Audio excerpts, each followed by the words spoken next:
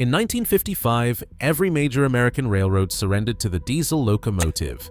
Pennsylvania Railroad, New York Central, Santa Fe, Southern Pacific.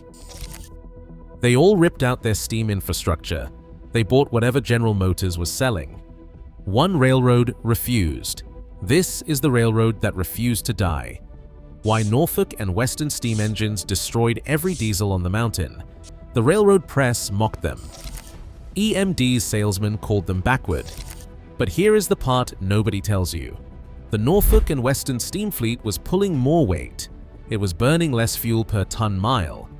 It was posting higher reliability than every diesel-powered competitor in the coalfields. They were not behind the curve. They had the data to prove the curve was wrong. Then a single signature in 1958 changed everything. It had nothing to do with engineering. It had everything to do with a boardroom decision. Why did the accountants kill the only machine that was actually beating the competition? The Norfolk and Western was not just another railroad clinging to steam. It was a fortress, a sovereign works. At the heart of this machine stood the Roanoke Shops, a sanctuary of iron, where steel frames and boilers rose from raw stock, not from catalog orders. Every inch of a Y6B compound mallet was born under the hammers and torches of men who answered to no outside supplier. No EMD salesman dared cross that threshold. R.H. Johnson, chief mechanical engineer, and Pop Covington, the old foreman who could spot a bad weld by ear, ran this kingdom. They held the blueprints, they held the patents, they signed off on tolerances so tight, a slip of the caliper meant a week's delay. The result, a locomotive that did not just compete with diesels, it outclassed them, forged to fit the Appalachian grades like a blacksmith's glove. But the real secret was buried deeper. N&W did not just build its own engines, it owned the very fuel beneath the rails. Pocahontas Land Corporation was not a vendor. It was a coal empire run by the same men who ran the trains. Every ton of bituminous coal shoveled into a Y6B's firebox cost the company a fraction of a market dollar, accounted as a near-zero internal transfer. The ledgers show a fuel cost so low it looked like a rounding error. While other railroads paid whatever Standard Oil demanded, N&W's trains ran on house coal, mined, loaded, and burned without a single outside invoice. The numbers are right there. Steam fuel at 12 cents per ton-mile, diesel at 22 cents per ton-mile. The accountants in Roanoke ran the math and laughed at the so-called diesel revolution. This was industrial independence. The Roanoke Shops could cast a boiler, machine a valve, and fuel a fleet without ever picking up the phone to Detroit. The rest of the industry called it stubbornness. In reality, it was total independence. The iron never lies, and for a decade after everyone else surrendered, N&W's hammer kept swinging, powered by its own coal and its own hands. The corporate world outside called it backward, but inside the fortress, the numbers told a different story, one that dieselization could never match. Here's the ledger. The numbers are not folklore. They are stamped into steel and inked in black on Roanoke letterhead. Start with the headline, 1Y6B compound, Mallet, as built by the Sanctuary of Iron, delivered a recorded 170,000 pounds of starting tractive effort. That is not a myth. That is the force measured by the dynamometer car and signed off by the ICC, the Interstate Commerce Commission. No diesel, no turbine, no electric in the United States ever put down more. The EMD F7, EMD's pride and the backbone of the diesel monopoly, managed 28,000 pounds per unit. It took 6 F7 units lashed together to match the Y6B's hammer on a 2% Appalachian grade. The Bluefield trial did not just hint at this. The ICC Observer's Report, docket 12-248, spells it out in the margin: 1 steam, 6 diesels, even footing. The Y6B's horsepower rating was 4,500 at the cylinders. That is on the builder's card in the Roanoke archive and in every mechanical department logbook from 1948 to 1958. Each EMD F7 rolled out of LaGrange with 1,500 horsepower. On paper, 4 diesels could outgun the Y6B. In the real world, only steam laid down the torque where it counted, at the railhead, on the grade, with a full load of coal behind it. Fuel costs. Here is where the accountants start to sweat. N&W's own mines supplied the black diamonds. Internal ledgers show a coal cost of just 12 cents per ton-mile. Diesel fuel, bought on the open market, clocked in at 22 cents per ton-mile. That is a 40% cost advantage, year after year, while the rest of the industry bled cash to Standard Oil and General Motors. The Y6B's tender carried 30 tons of coal and 22,000 gallons of water. Those numbers are not estimates. They are stamped into every builder's plate and confirmed in the ICC register. Profit margins. N&W posted 12% net profit at the height of its steam era. The dieselized giants, Santa Fe and Pennsylvania, barely cleared 6%. The myth of steam bankruptcy was a sales pitch, not a balance sheet. The Roanoke fortress ran leaner, meaner, and richer than any so-called modern rival. The iron never lies. The numbers have outlasted every boardroom memo and every diesel salesman's promise. This is the audited record. The 170,000-pound hammer did not swing in vain. The Bluefield trial was not a show. It was a forensic autopsy performed with precision instruments and a cold ledger. The Interstate Commerce Commission sent its men to stand over the rails, clipboards ready, eyes sharp for any sign of trickery. The grade profile was unforgiving. 12 miles of relentless 2% climb, the kind of mountain that sorts the real engines from the catalog queens. Every rail was measured, ballast checked, the weather logged at 58 degrees Fahrenheit, barometer steady at 30.02 inches. No room for excuses. The train makeup was a coal hauler's nightmare. 14 loaded hoppers for the Y6B, each one a steel coffin packed with black diamonds. The diesels got 12.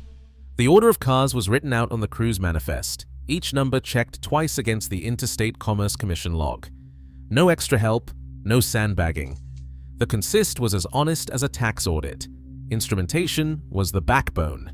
Car number 1025. The dynamometer car. This was the truth machine. It logged every pound of drawbar pull, every surge of horsepower, every slip and grind of the wheels. Calibrated the night before by J.R. Peterson, chief engineer, who signed off on the sheet with a ballpoint and a scowl.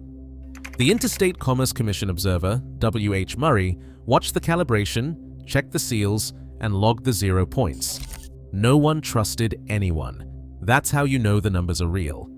Every foot of the climb was tracked in ink and carbon copy. The dynamometer car spit out a paper ribbon of data at 1-second intervals. Fuel was measured by the pound for coal, by the gallon for diesel. Boiler pressure, throttle notch, booster valve engagement, all logged. The Interstate Commerce Commission. Men stood by the firebox and the fuel tank with stopwatches and scales. There was no room for legend, only the hard facts of steel, steam, and diesel oil. This was the sanctuary of iron under the microscope, and the numbers, when they came, would not lie. The numbers from Bluefield are not folklore.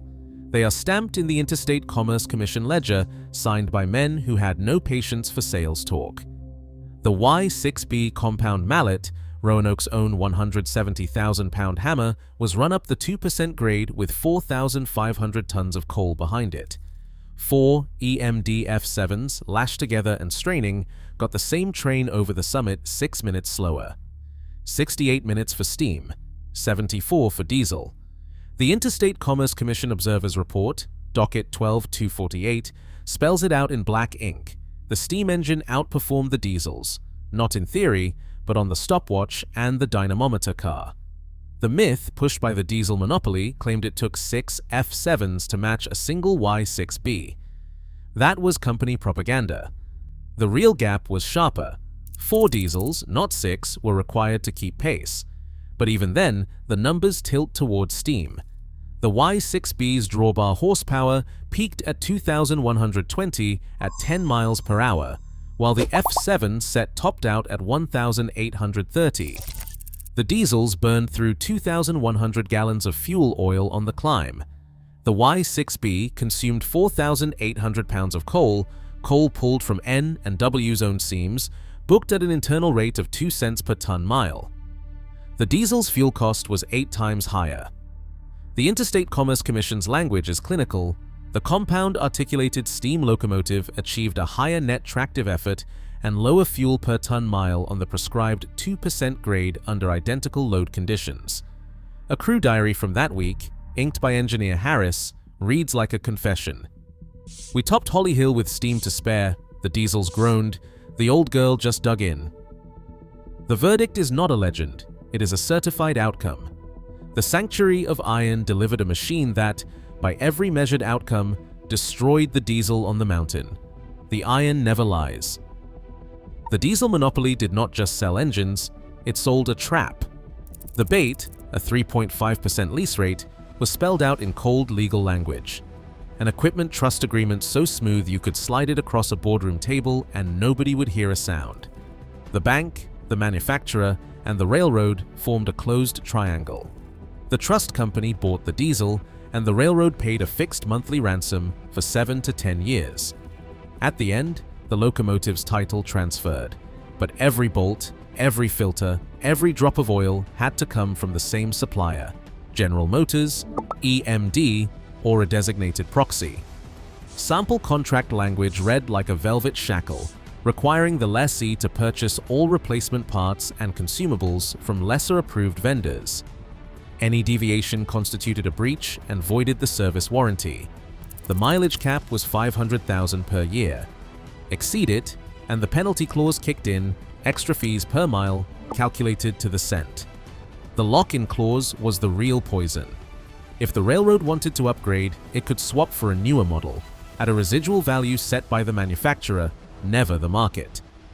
Try sourcing a part from Roanoke or Altoona, and the service representative would show you the proprietary parts clause, paragraph 14. Only EMD parts, only EMD oil, only EMD hands under the hood. The numbers on the spreadsheet told a simple story. 3.5% interest, deferred capital outlay. 0 down for the first year. But the fine print meant the railroad was chained to a single supplier for a decade. The iron never lies, but the ledger can be doctored. The so-called savings were built on dependency. The Roanoke fortress ran on its own terms. The rest of the industry signed away its freedom for a discount and a handshake. That is how the corporate occupation began, not with a hostile takeover, but with a signature and a clause that locked the doors to the sanctuary of iron. Inside the Roanoke fortress, the numbers never lied. But in the boardroom, a different arithmetic took hold. The new breed of manager, trained in law, finance, not steam, wanted every asset to fit into a single column. Uniformity, predictability. The old shop ledger, thick with handwritten part numbers and repair codes, became a target. The diesel salesman's promise was seductive. One fleet, one manual, one set of parts. No more specialty castings, no more custom valves. The maintenance inventory, once a labyrinth of unique SKUs for every class of mallet, could be slashed by 2/3. That is not a sales pitch, it is a line item. The Roanoke Shops tracked 4,200 distinct steam parts in 1955. By 1959, with diesels in force, the inventory dropped to 1,300. Less stock meant less money tied up in storerooms. Fewer machinists on the payroll. The accountants called it efficiency. The old hands called it a funeral. Crew rosters shrank. Steam demanded a fireman, an oiler, a machinist on standby. Diesel needed a single operator and a phone number for EMD's hotline. Standardized training followed. Safety memos, once tailored to the quirks of high-pressure boilers, now fit on a single sheet. Do not touch the high voltage, check the oil, call for service. Liability, the manager said, was lower. A diesel fire was a contained event. A boiler explosion was a headline and a lawsuit. Every accident report became another argument for simplification. The real logic was cold. A uniform fleet meant the board could predict costs for every mile of track. No more surprises when a booster valve needed a custom part. No more waiting on a Roanoke artisan to finish a hand-fit piston ring. The ledger showed a future that was clean, orderly, and controlled. The iron never lies, but the new arithmetic made sure it never had the last word. June 28, 1958. The boardroom is sealed. The ledger sits open, but the old hands are gone. In their place, lawyers, accountants, a chairman with a Harvard tie and a mind for legal risk, not for steel or steam. The air is thick with the scent of fresh paper and the distant memory of hot oil. This is the moment the sanctuary of iron is put on trial by its own owners. The transcript is blunt. Saunders calls the meeting to order at 9. The agenda: resolution to terminate the steam program and authorize phased dieselization. The words are cold, but the effect is surgical. 7 directors raise their hands for the motion. 2 hold out, their names written in the margin: Rutherford and Tazewell. The tally is final: 7-2. The fate of the 170,000-pound hammer is sealed in a single line of ink. Saunders reads from the prepared statement. No poetry, just the language of exposure and compliance. While the Y6B remains a mechanical marvel, the financial exposure of continuing a proprietary steam fleet outweighs the marginal performance advantage. Our fiduciary duty compels us to align with industry-wide standardization to protect shareholders from legal and regulatory risk associated with non-compliant emissions and safety standards. The words hang in the air. The iron never lies, but the law does not care. The legal clause is entered into the minutes. The board finds that the ongoing operation of steam locomotives exposes the corporation to increased liability under the Federal Railroad Safety Act of 1955 and the emerging Clean Air Act regulations. Therefore, the steam program shall be terminated no later than December 31, 1958. No one mentions the Bluefield numbers. No one reads the fuel ledger. The sanctuary of iron is not debated. It is erased by a vote and a clause. Saunders closes the meeting with a final word. We move forward, gentlemen, aligned with the national trend. There is no applause, only the sound of chairs scraping back. The industrial auditor knows what was lost. The 170,000-pound hammer falls silent. The corporate occupation begins. The end came on a cold ledger. The board's vote was inked, the legal clause entered, and the sanctuary of iron fell silent. The Roanoke Shops, once alive with the ring of hammers and the hiss of steam, became a mausoleum. The 170,000-pound hammer, every Y6B built by hand, every patent signed by Johnson, every weld checked by Pop Covington, was sentenced not by failure, but by decree. Within 2 years, all 30 Y6B units were cut down. Torch crews worked through the winter of 1959. By spring of 1960, not a single compound mallet remained. The last of the fleet was reduced to scrap, its steel sold to build the very diesel shops that replaced it. The blueprints and builder's plates ended up in a back room, boxed and forgotten. The men who kept the Roanoke fortress running, machinists, fitters, pattern makers, found pink slips where there used to be pay stubs. At its peak, the back shop held 1,200 craftsmen. After the vote, half were reassigned to diesel maintenance, learning to swap out modules built in Lagrange instead of forging new parts from raw stock. 300 accepted government training under the Manpower Development and Training Act. 300 more took early pensions, their skills made obsolete by a signature. A class action lawsuit followed. The old guard argued the scrapping contracts broke the promises made in the bargaining agreements, guaranteed re-employment, severance for the displaced. The case settled out of court in 1962. The company funded a $1.2 million retraining pool. That number sits in the docket, cold and final. It doesn't measure the loss. The Roanoke floor, once a sanctuary, now echoed with silence.